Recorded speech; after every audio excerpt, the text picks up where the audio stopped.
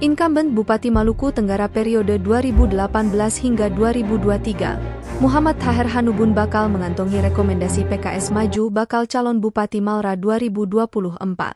Pasalnya dua bakal calon yang juga mendaftar di PKS Malra, yakni Eusebius Uthasafasubun dan Felix Bobonu Tetol dikabarkan hingga kini tidak melengkapi administrasi yang berlaku.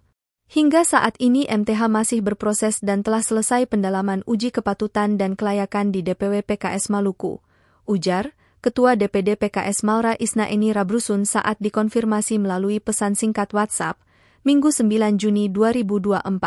Menurutnya, dari 3 bacalon bupati yang mendaftar di PKS Malra hanya MTH yang serius mengikuti tahap-tahapan yang bergulir.